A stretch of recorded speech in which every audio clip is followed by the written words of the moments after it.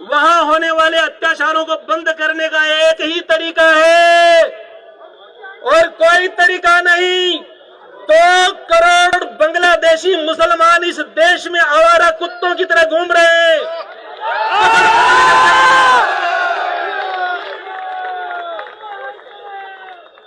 पकड़ पकड़ करके आरती उतारना शुरू कीजिए। जहां भी दिखे, जहां भी कोई रोहिंग्या मुसलमान दिखे, जहां भी कोई बांग्लादेशी मुसलमान दिखे, केवल वही इलाज कीजिए। उसी भाषा में जवाब जब तक नहीं देना चाहोगे, और आप कब तक चुप रहेंगे? आप जानते हो ये जिहादी तत्व अभी चुप क्यों हैं? उनको पता है हमारी संख्या कम है। अभी अगर हम कुछ करेंगे तो ये हमें रौंद देंगे, जैसे गुजरात में रौंदा था। लेकिन 2000 और 2030 और 2040 के बीच में भाइयों, जो आप सोच रहे हो ऐसा कुछ नहीं होने वाला। न तो आपको कोई वकील मिलेगा, न आपको कोई सरकार मिलेगी। उस समय पुलिस उनकी होगी, सरकारें उनकी होगी, क्योंकि आप तो हम 2 हमारे 2 और वो हम 5 हमारे 25। अरे तुम वोटों में मुकाबला नहीं कर सकते तो आप उनसे युद्ध करेंगे? भाइयों, जीत उसकी होती है जो अत्याचारों को पांव के तले रौंद करके निकलना जानता हो।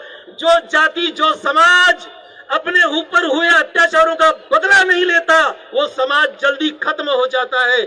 आपकी आंखों के सामने 1 करोड़ हिंदुओं को मार करके 2 देश बनाए, आपने आज तक बदला नहीं लिया। पद्मिनी ने 12,000 महिलाओं के साथ जोहर किया, आपने बदला नहीं लिया। कश्मीर से 5 लाख हिंदुओं को मार करके भगा दिया, आपने बदला नहीं लिया। इसी के ये सब परिणाम है। और बदला लेने का परिणाम क्या होता है मैं आपको बताता हूं। गुजरात में इन लोगों ने अपना उत्पात किया, एक ट्रेन जलाई, वहां के हिंदुओं ने मुंह तोड़ जवाब दिया। आज तक किसी कटपीस की औकात नहीं हुई। अगर आप चाहते हो कि आपकी आने वाली नस्लें बचे, आप चाहते हो कि सनातन का वजूद इस देश में बचे, तो एक ही तरीका है, शास्त्र के साथ में शस्त्र उठाना सीखो, और कोई तरीका नहीं है। वहां होने वाले अत्याचारों को बंद करने का एक ही तरीका है और कोई तरीका नहीं। 2 करोड़ बांग्लादेशी मुसलमान इस देश में आवारा कुत्तों की तरह घूम रहे हैं।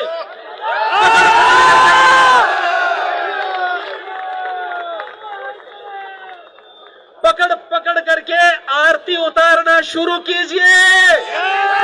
जहां भी दिखे, जहां भी कोई रोहिंग्या मुसलमान दिखे, जहां भी कोई बांग्लादेशी मुसलमान दिखे,